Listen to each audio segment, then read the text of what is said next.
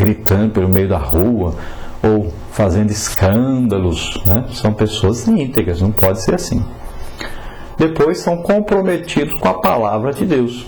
Então, pessoas que o seu compromisso é com a palavra de Deus, é com a verdade. Pergunta número 5. Como é a chamada dos verdadeiros ministros de Cristo?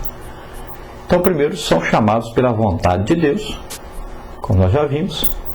Segundo, só os autenticamente chamados por Deus devem, de fato, exercer o ministério evangélico. Então, como é que nós sabemos que alguém foi chamado por Deus? Deus mostra, Deus revela. Primeira coisa para você saber se alguém foi chamado por Deus para fazer a obra de Deus, você vai ver na vida dele os resultados dessa chamada. Deus não chama alguém para fazer, Deus chama alguém que está fazendo. Então Deus não chama alguém para ser missionário, Ele já chama um missionário para ser missionário. A pessoa já está fazendo, está evangelizando seus vizinhos, está evangelizando o seu bairro, sua cidade. Aí Deus chama para ser um missionário em outro lugar. Deus não dá um ministério para alguém de repente, alguém que vive dormindo, não faz nada, não está nem aí para a obra de Deus, de repente vai virar um ministro. Não. Não é porque alguém é filho de um ministro que ele é ministro. Ele está fazendo já a obra de Deus, e Deus então o chama, faz um chamamento para uma obra especial para ele fazer, né? Paulo, quando aceitou Jesus, já saiu pregando. O povo ficou assustado. Eu veio aqui para matar a gente. Foi preciso que o Barnabé disse: não, ele se converteu, ele aceitou realmente a Jesus. Ele está aqui pregando o Evangelho, não tenha medo não.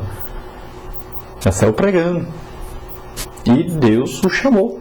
A Bíblia diz que estavam reunidos ali, né, os mestres e tal, profetas, orando e jejuando. O Espírito Santo disse ali naquela reunião: separa para mim Saulo e Barnabé, que eu tenho uma obra especial para eles fazerem, que era a evangelização, né, de todo o mundo habitado naquela época. Então, eles já estavam fazendo. E é assim na Bíblia. E é assim a chamada de Deus. Então, quem exerce o santo ministério sem a direta convocação do Senhor, o dono da obra, é um intruso. E quanto mais cedo desistir, melhor, pois está profanando as coisas santas. Então, aqui até o conselho do pastor Antônio Gilberto aqui, que é melhor que desistam logo, né, para que as coisas de Deus não sejam profanadas, né, não sejam aí mal faladas, né. Depois na pergunta 6, o que disse Paulo sobre sua plena convicção de que fora separado por Deus para pregar sua palavra? Então Paulo tinha uma plena convicção de que Deus o havia chamado. E ele escrevendo, ele fala: fomos aprovados de Deus para que o Evangelho nos fosse confiado.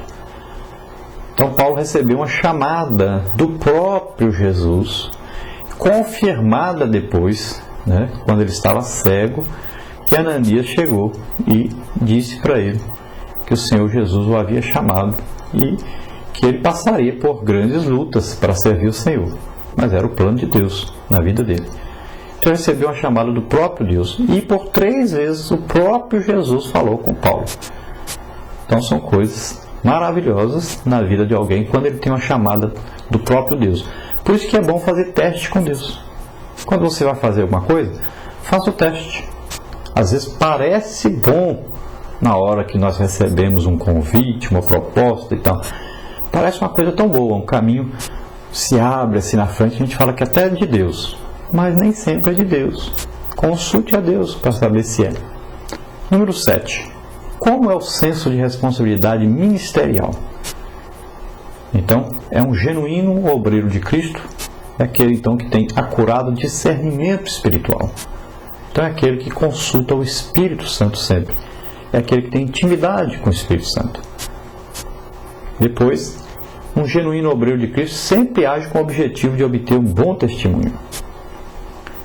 Então o obreiro visa sempre ter um bom testemunho, tanto dos que estão de fora como os que estão dentro da igreja. Depois, a vida do ministro de Deus precisa ser observada, respeitada e aprovada não só pelos descrentes, mas especialmente pelos irmãos em Cristo. Número 8 aí. O que significa ser piedosos e íntegros? Então, o verdadeiro ministro de Cristo vive uma vida digna, não só diante de Deus, mas também dos homens. O verdadeiro ministro de Cristo comporta-se de modo honroso no trabalho, na vizinhança e na família, sem escândalos. São áreas que estão aí fora do controle da igreja, né? E são vistas pela sociedade de um modo geral. Então, o verdadeiro ministro de Cristo, assim como o profeta Eliseu, pode ouvir dos que o cercam. Este que passa sempre por nós, é um santo homem de Deus. Então, o verdadeiro ministro de Cristo tem como santidade um imperativo em sua vida de obreiro. Ele é uma pessoa separado para Deus, distante das coisas pecaminosas, distante das coisas que o mundo ama, né? Então, é um bom ministro de Cristo, não apenas ordena, mas em tudo é um exemplo para o rebanho. No seu comportamento, nas orações, nos dízimos, ofertas. Número 9, aí, o que significa serem comprometidos com a palavra de Deus? Então, são aqueles que pregam a palavra de Cristo e não palavras persuasivas de sabedoria humana. Não devem enxertar seus sermões com retórica política, comentários da mídia e psicologia popular. Então, o bom ministro de Cristo prega a palavra de Deus, sem brincadeirinhas, sem piadinhas, né? Sem coisas que vão levar as pessoas a se lembrar do mundo, sem pregar as coisas que agradam as pessoas, mas procurando agradar a Deus, procurando fazer com que essas pessoas reconheçam seus pecados e se arrependam, pregando a mensagem realmente do Evangelho, que é a mensagem da cruz. Cristo crucificado. Isso é que importa. Isso é que atrai as pessoas para Deus. Cristo atrai pelo seu sacrifício na cruz. Na parte número 2, a missão dos ministros de Cristo. Em quais pilares apoia-se a missão de todos os chamados por Deus para realizar sua obra? Então, apoia-se aí nos pilares serviço, mordomia e fidelidade, que nós vamos ver logo a seguir detalhadamente. Número 11. O que é serviço na realização da obra de Deus? Então, o termo ministro aí no âmbito bíblico-eclesiástico, conforme descrito no Novo Testamento, refere-se a um servo serviçal, né? Prestador de serviço, ministrador, assistente, atendente, como em 1 Coríntios 3,5 e 2 Coríntios 6,4, diáconos, né?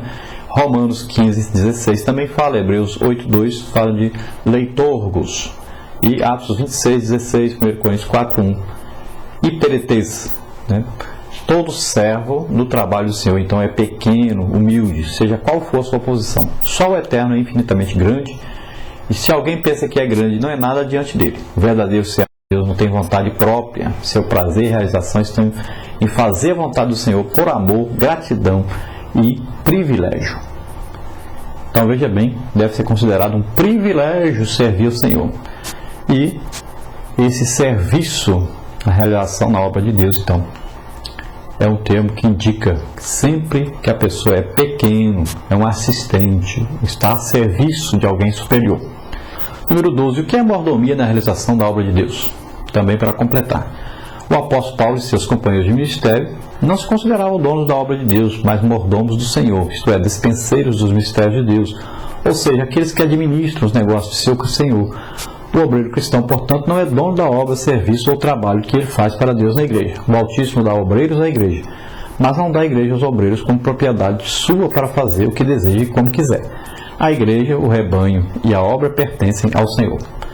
Então, mordomia aí é cuidar das coisas de Deus, administrar as coisas de Deus, mas sempre lembrando que as coisas são de Deus, não são propriedade própria, né? Número 13. O que é fidelidade na realização da obra de Deus? Então, é um atributo de Deus. Ele é fiel. Não há dúvida de que esta é a qualidade primordial de um ministro de Cristo. Requer-se, então, dos dispenseiros que cada um se ache fiel. 1 Coríntios 4,2, Mateus 24,45.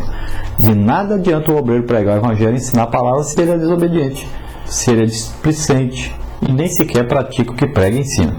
É necessário que o servo seja fiel ao seu Senhor e à sua obra diariamente. A verdadeira fidelidade revela-se em nossos atos cotidianos. Devemos cumprir a nossa palavra e promessa que fazemos então às pessoas. Mateus 5,37, Tiago 5,12. Os olhos do Senhor estão à procura então dos que são fiéis. Salmo 101,6. Em Jeremias 48,10 encontramos então um veemente alerta de Deus nesse sentido. Então, fidelidade. E a palavra de Deus diz: ser fiel até a morte e dar-te-ei a coroa da vida. Então, fidelidade muitas vezes implica até em arriscar a própria vida para ser fiel ao Senhor. Às vezes perde-se muito materialmente para ser fiel ao Senhor. Então, seja fiel. Isso é uma qualidade indispensável na vida de um despenseiro, na vida de um ministro de Deus.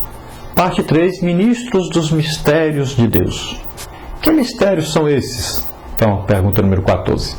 Então, conforme 1 Coríntios 2,7, são as verdades e doutrinas bíblicas da redenção e do glorioso futuro da Igreja do Senhor,